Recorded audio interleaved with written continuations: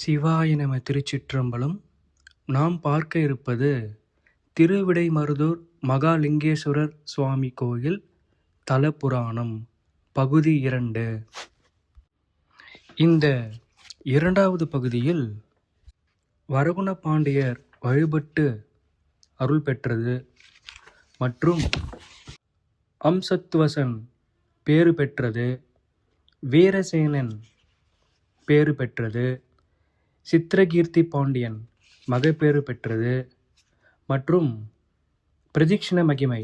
இங்கு 3 பிரதிக்ஷணங்கள் இருக்கின்றன.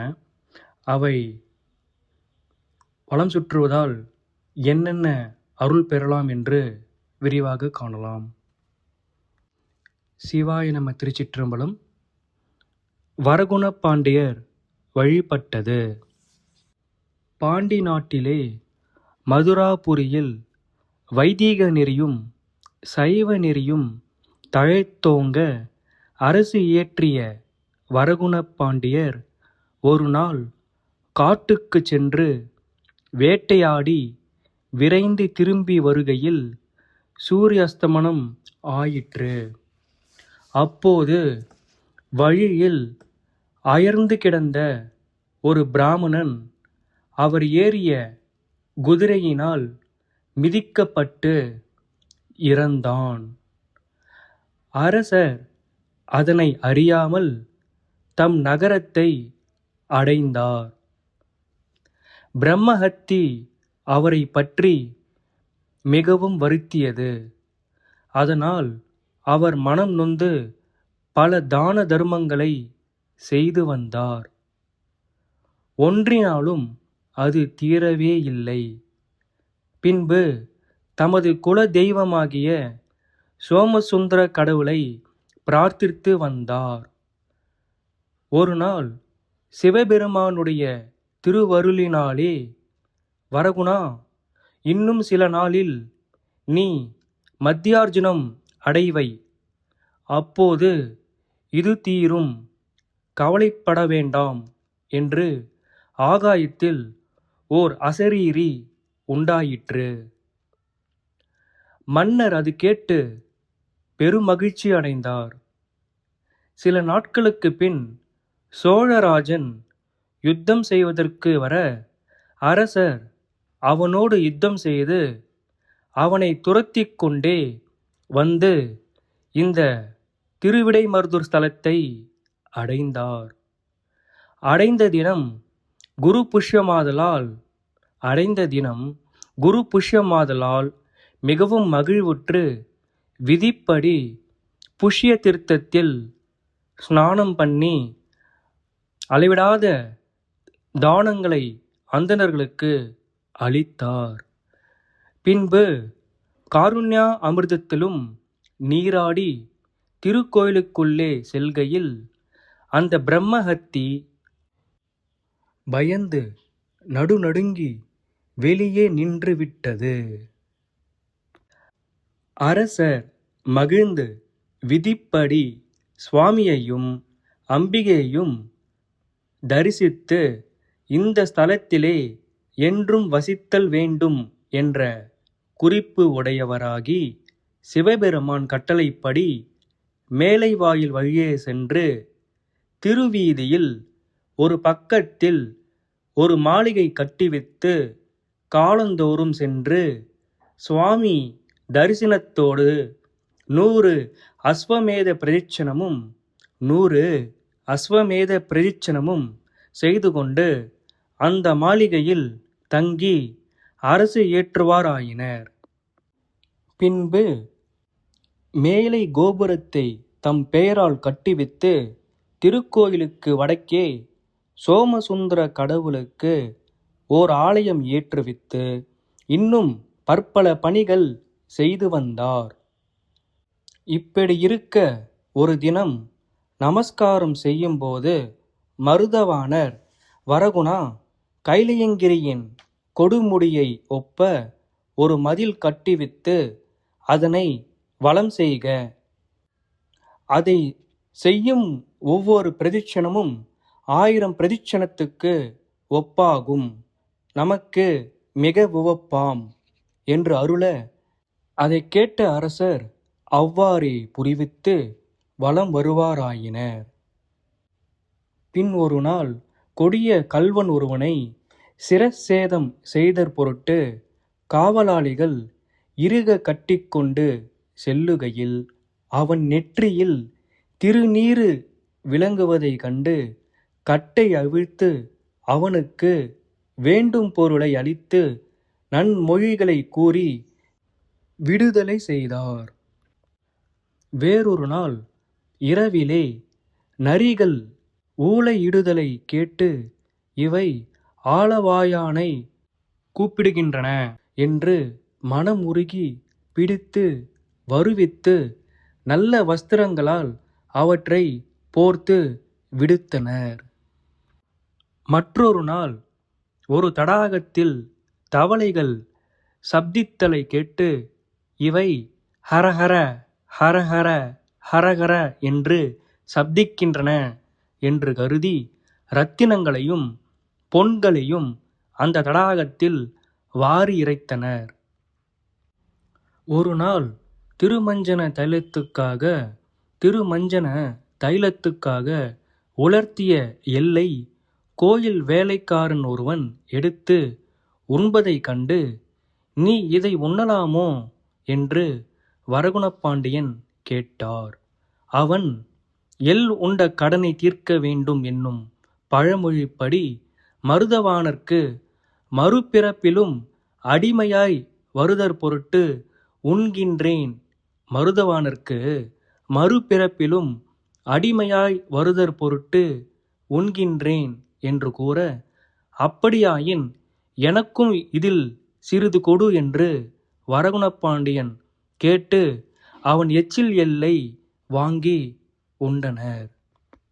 மற்றொரு நாள் தலை ஓடு ஒன்று இந்த க்ஷேத்திர எல்லையில் இருத்தலைக் கண்டு மனமுருகி அதனை தமது மலர்க்கரத்தால் எடுத்து கண்ணீர் வெள்ளத்தால்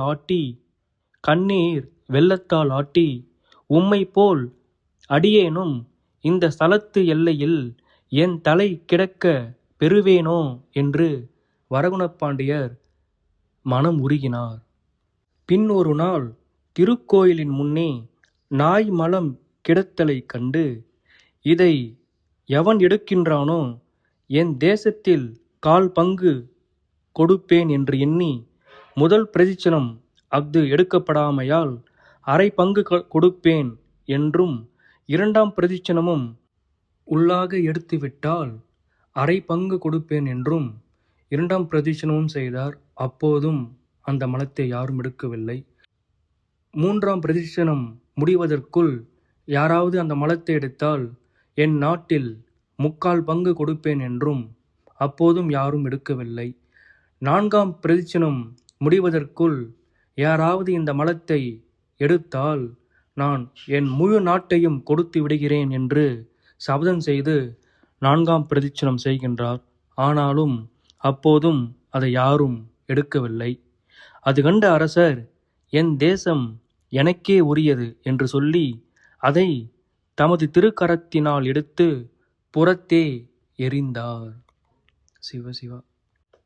வேறொரு நாள் திருவீதி பிரதிச்சனம் செய்யும்போது பழுத்த வேப்ப மரங்கள் வெயிலில் நிற்றலைக் கண்டு, அந்தோ சிவலிங்கத்தை ஒத்த திருவுருவங்கள் பலவற்றை தாங்கிய இவை வெயிலில் வெதும்புகின்றனவே என்று இறங்கி அந்த மரங்களுக்கெல்லாம் மேற்கட்டி கட்டுவித்தனர்.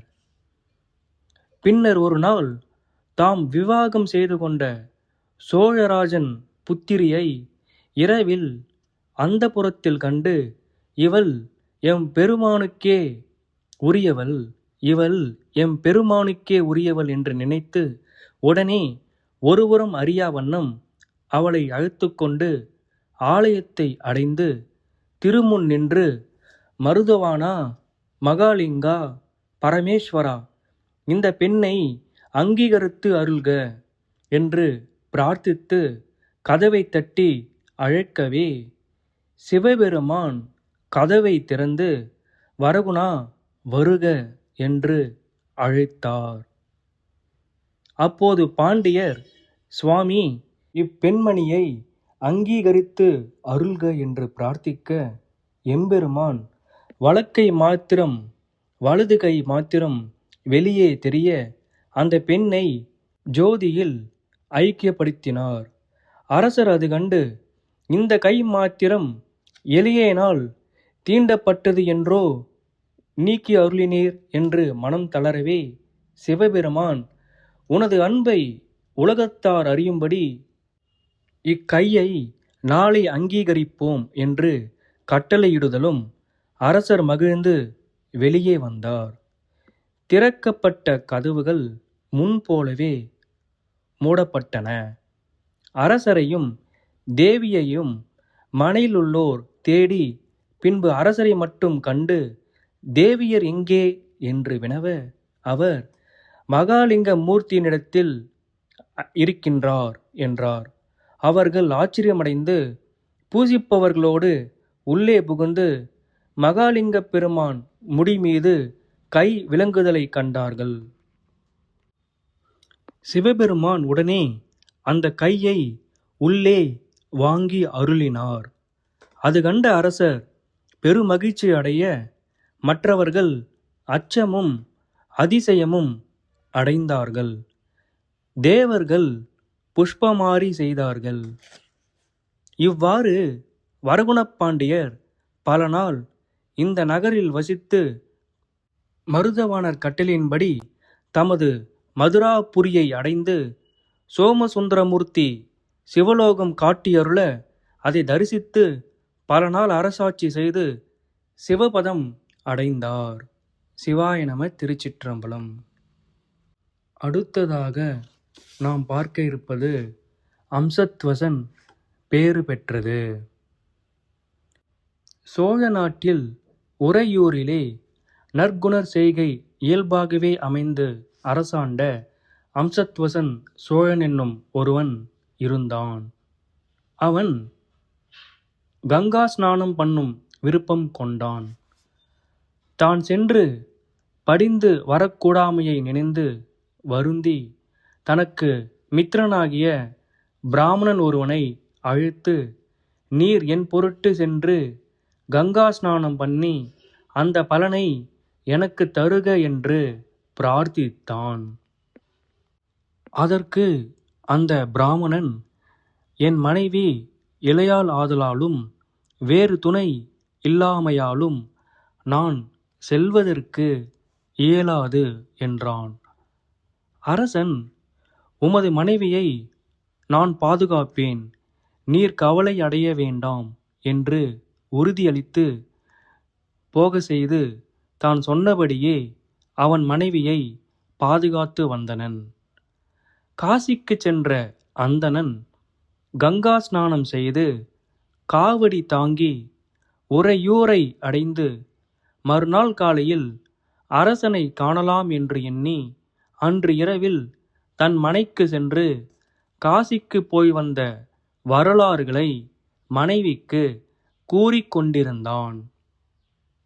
இங்கே இப்படி இருக்க, முன்போலவே பாதுகாத்தற் பொருட்டு இந்த அந்தணன் வீட்டுக்கு புறம்பே வந்த அரசன், இவ்வீட்டிற்குள் ஆடவர் சப்தம் ஏது என்று ஐயுற்று, அந்நியன் ஒருவன் வந்துள்ளான் என்று துணிந்து கடும் கோபம் கொண்டு சுவர் ஏறி வீட்டின் உள்ளே சென்று தன் கையிலிருந்த வாளாயுதத்தால் அவனை கொன்று பின்பு மித்திரன் என அறிந்து மிக வருந்தினான். பிரம்மஹத்தி அவனை பற்றியது. அப்பால் அரசன் அதனால் அளவில்லாத துன்பமுற்று அதனை போக்குவதற்கு வழி தெரியாமல் தடுமாறி சில பெரியோருடைய கட்டளையின்படி ஸ்தல யாத்திரை செய்து கொண்டே வந்தான். அப்படி வரும்போது இந்த திருவிடைமருதூர் ஸ்தலத்தை அடைந்து வருண தீர்த்தத்தில் நீராடி அங்குள்ள ஸ்ரீ கம்பகரேசரால் தன் நடுக்கம் முற்றும் ஒழிந்து பின்பு புஷ்ய தீர்த்தத்திலும் காருண்யா அமிர்தத்திலும் ஸ்நானம் செய்து கீழே கோபுர வாயில் வழியாக திருக்கோயிலுக்குள் உள்ளே செல்லுகையில் பிரம்மஹத்தி கோபுரத்துக்கு வெளியே நின்று விட்டது. பின்பு அரசன் உவப்புற்று சுவாமி தரிசனம் செய்து பல பணிகள் இயற்றி பல வரங்கள் பெற்று தன் நகரை அடைந்து வாழ்வுற்றான். சிவாய நம. திருச்சிற்றம்பலம். அடுத்ததாக வீரசேனன் பேறு பெற்றது. தாமிரபரணி தீர்த்தத்தில் உள்ள ஒரு நகரின் அரசனாகிய வீரசேனன் என்பவன் வேட்டையாடும்போது மிருகத்தை குறித்து எய்த பானங்களுள் ஒன்று குறி தப்பி சென்று ஒரு பிராமணனை கொன்றது. பின்பு அரசன் பிரம்மஹத்தியால் பிடியுண்டு வருந்தி இந்த திருவிடைமருதூர் ஸ்தலத்தை அடைந்து புஷ்ய தீர்த்தத்தில் நீராடி திருக்கோயிலுக்குள்ளே செல்லுகையில் பிரம்மஹத்தி நீங்கி முன்னவற்றோடு கூடியது. பின்பு அரசன் சுவாமி தரிசனம் செய்து தனது நகரத்தை அடைந்து சிறப்பாக வாழ்ந்தான். அடுத்ததாக சித்திரகீர்த்தி பாண்டியன் மகப்பேறு பெற்றது. பாண்டிய நாட்டில் மதுராபுரியில் முன்னம் அரசாண்ட சித்திரகீர்த்தி பாண்டியன் என்பவன் புத்திரன் இல்லாமையால் மிகவும் மனம் வருந்தினான். சாபாலி முனிவரால் தனது முற்பிறப்பின் வரலாற்றை அறிந்து அவரால் ஏவப்பட்டு அவன் இந்த திருவிடைமருதூர் ஸ்தலத்தை அடைந்து காருண்யாமிர்தத்திலும் புஷ்ய தீர்த்தத்திலும் ஸ்நானம் செய்து மருதவனேசரை மகாலிங்கப் பெருமானை தரிசித்து சில நாளில் நல்ல புத்திரனை பெற்றான். பின்பு பல நாள் இந்த தலத்தில் வசித்து கொண்டே இருந்து மருதவாணருக்கு பங்குனி திருவிழா செய்வித்து தன் நகரை அடைந்தான். இன்னும் ஸ்ரீ மகாலிங்கப் பெருமான் ஒரு காலத்தில் பொதியிலிருந்த உலர்ந்த மீன்கள் உயிர் பெற்று துள்ளி தடாகத்தில் குதிக்கும்படி அருளினர். செங்கல்லை பொன்னாக்கினர்.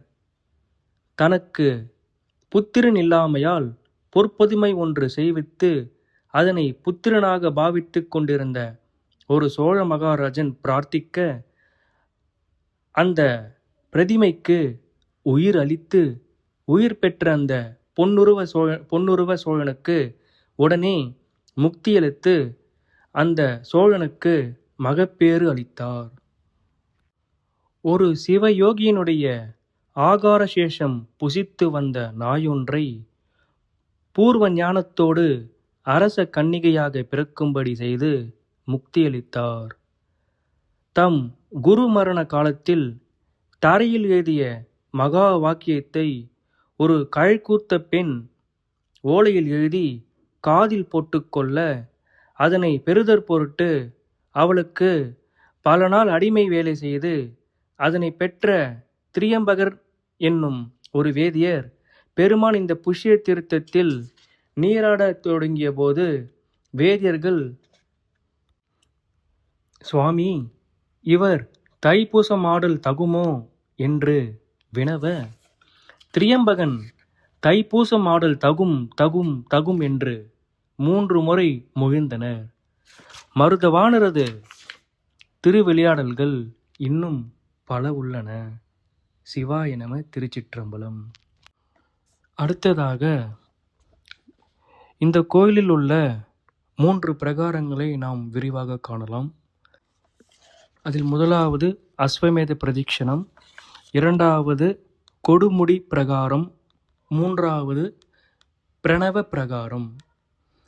இந்த 3 பிரகாரங்களையும் வலம் வருவதால் என்னென்ன பயன், யாரெல்லாம் பயன்பெற்றார்கள் என்பதை இப்போது காணலாம்.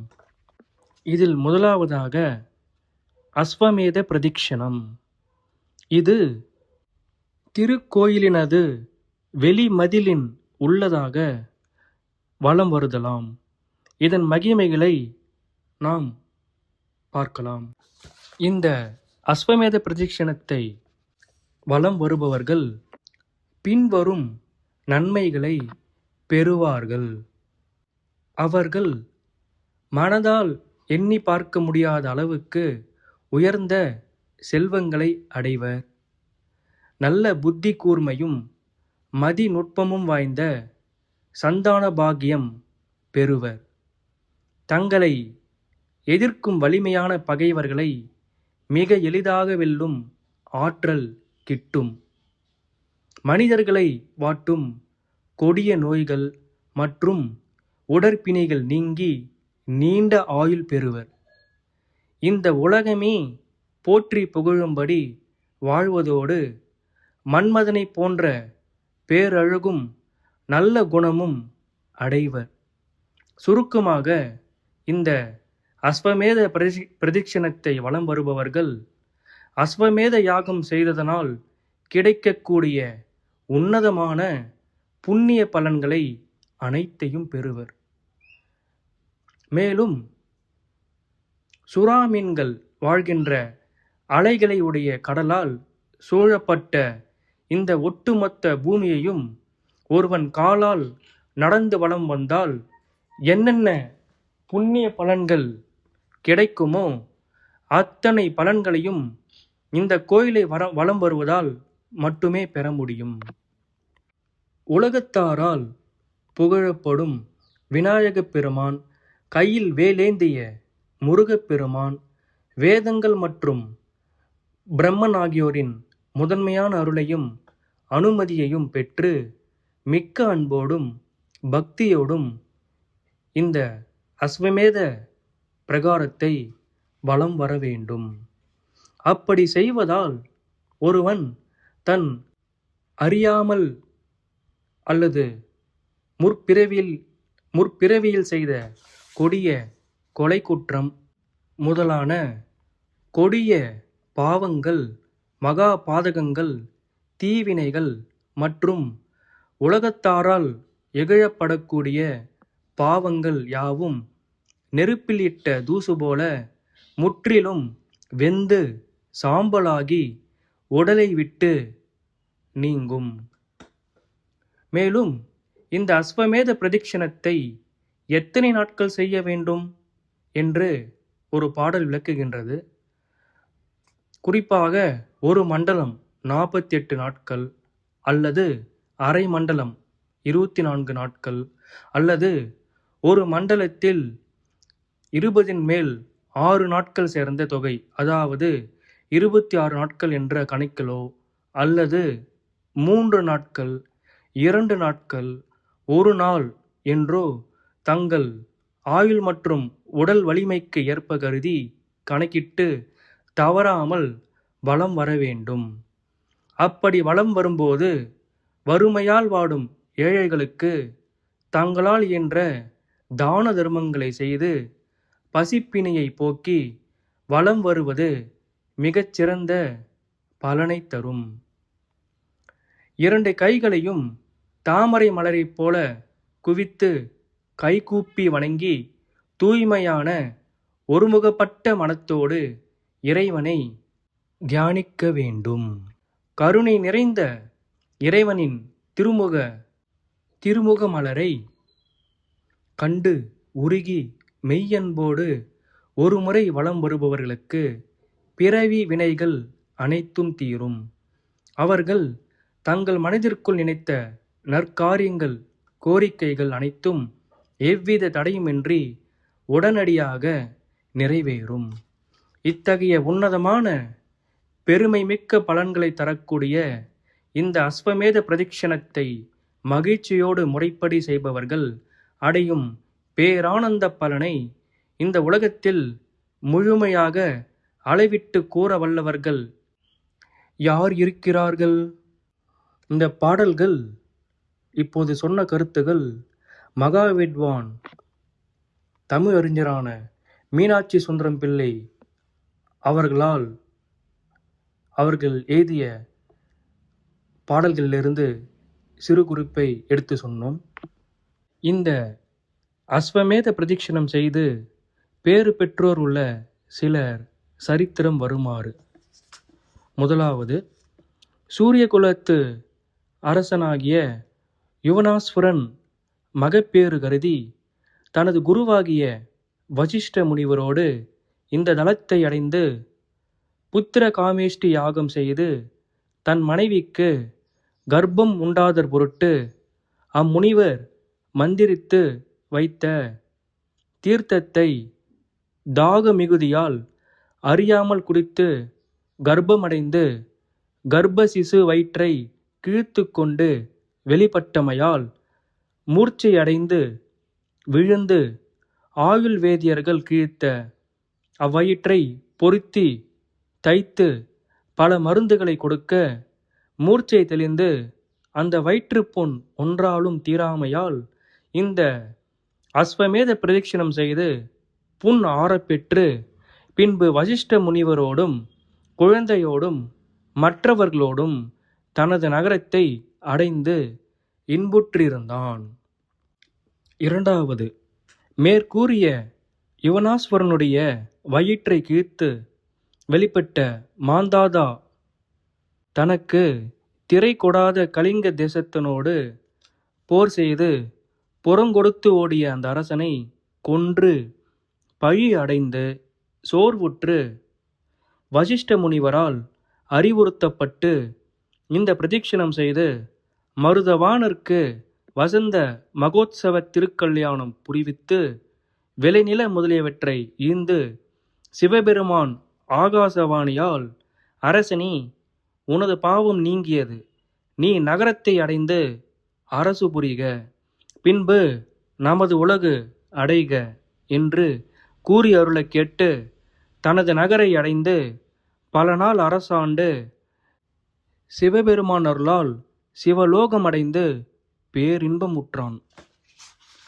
அடுத்து மூன்றாவதாக, தொண்டை நாட்டில் ஸ்ரீ காஞ்சிபுரத்தில் முன்னே அரசாண்டு வந்த வசுமான் என்னும் ஓர் அரசன் கங்கா ஸ்நானத்துக்கு சென்றான். அப்போது அவனது நாட்டை பகைவர் அபகரித்து கொண்டனர். அரசன் கேட்டு கவலையுற்று சாபாலி முனிவரை அடைந்து தனது குறையை கூறினன். அம்முனிவர் அஸ்வமேதம் செய் என்று அருளினார். அதற்கு அந்த அரசன், என்னிடம் பொருள் இல்லாமையால் என்னால் இயலாது என்றனன். பின்பு அந்த முனிவர் திருவிடை மருதூரை அடைந்து அஸ்வமேத பிரதிக்ஷணம் செய்வாய் என்றனர். அரசன் அப்படியே இந்த ஸ்தலத்தை அடைந்து சிவபெருமானை வணங்கி விதிப்படி இந்த பிரதிக்ஷணம் செய்து பராக்கிரமம் உடையவனாகி பகைவரை வென்று அவர் நாட்டை கவர்ந்து அதனை மருதவனேசருக்கு அர்ப்பணம் செய்து மார்கழி மாதம் உற்சவமும் நன்கு புரிவித்து தன் நகரை அடைந்து வாழ்ந்து முடிவில் சிவகதியுற்றான். அடுத்து இரண்டாவது பிரகாரமான கொடுமுடி பிரகாரம். இது அஸ்வமேத பிரதிக்ஷணத்துக்கு உள்ளே உள்ளது. பரமசிவன் கட்டளைப்படி வரகுண பாண்டியரால் கட்டுவிக்கப்பட்டது. இந்த பிரதிக்ஷணம் செய்தால் கைலாசகிரியை பிரதிக்ஷணம் செய்தலை ஒக்கும். தேவகணத்தினர் யாவரும் தினந்தோறும் இதை சூழ்ந்து வருவார்கள். இதனை பிரதிக்ஷணம் செய்வோருக்கு பிணி, தரித்திரம், பாவங்கள் முதலியன நீங்கும். ஆரோக்கியம், செல்வம், புண்ணியங்கள் முதலியன ஓங்கும். ஞானம் வளரும், அஞ்ஞானம் தளரும், புகழ் கூடும், இகழ் ஓடும். இந்த கொடுமுடி பிரகாரத்தை வலம் வருவோர், அதாவது மேகங்கள் தவழும் அளவுக்கு உயர்ந்த கோபுர கொடுமுடிகளை சிகரங்களை உடைய நடுவில் அமைந்த பிரகார வீதியை சிறப்பான முறையில் பக்தி சிரத்தையோடு வலம் வருகின்ற பக்தர்கள் அஷ்டமா சித்திகள் மற்றும் வாழ்வில் நினைத்த காரியங்கள் யாவற்றிலும் வெற்றியை அடைவார்கள். இந்த உலகத்தில் மனிதர்களை ஆட்கொள்ளும் உடல் மற்றும் மனநோய்கள் யாவும் அவர்களை விட்டு முற்றிலும் விலகி ஓடும். அது மட்டுமின்றி பேரானந்தத்தை வாரி வழங்கக்கூடிய முக்தி என்ற உன்னதமான பெருவழியை அவர்கள் அடைவது உறுதி. அடுத்ததாக மூன்றாவது பிரணவ பிரகாரம். இது கொடுமுடி பிரகாரத்துக்கு உள்ளே இருக்கின்றது. இது பிரணவ பிரகாரம் என்பதற்கு அடையாளமாக இப்போதும் நாதோற்பத்தி வழங்கி வருகின்றது. இந்த பிரணவ பிரகாரம் எம்பெருமானின் சன்னதிக்கு மிக அருகில் அமைந்துள்ளது. ஓம்கார வடிவமான பிரணவ பிரகார வீதியை அன்போடு வலம் வருபவர்கள் தங்களின் மனதில் ஊற்றெடுக்கும் அசைக்க முடியாத பேரன்போடும் பக்தியோடும் வலம் வந்து வணங்குபவர்கள் மனிதர்களுக்கு துன்பங்களை மட்டும் தரக்கூடிய இந்த 7 வகை பிறவி கடலை மிக எளிதாக கடந்து கரை சேர்வார்கள். அவர்கள் என்றும் நிலைத்து நிற்கக்கூடிய அழியாத சிவபெருமான் தரும் பேரானந்த பெருவாழ்வில் எந்நாளுமே திளைத்திருப்பார்கள். இந்த பிரணவ பிரகாரத்தை வலம் வந்தால் பிறவிப்பிணி அருந்து முக்தி நிலை கிட்டும். சிவாய நம. திருச்சிற்றம்பலம். அடுத்து வரவிருக்கும் காணொளிகளிலே இந்த திருவிடைமருதூர் ஸ்தலத்தில் மொத்தம் 35 தீர்த்தங்கள் உள்ளன. அவை பற்றியும் நாரத மகரிஷி வழிபட்டது பற்றியும் மிக விரிவாக காணலாம். சிவாய நம. திருச்சிற்றம்பலம்.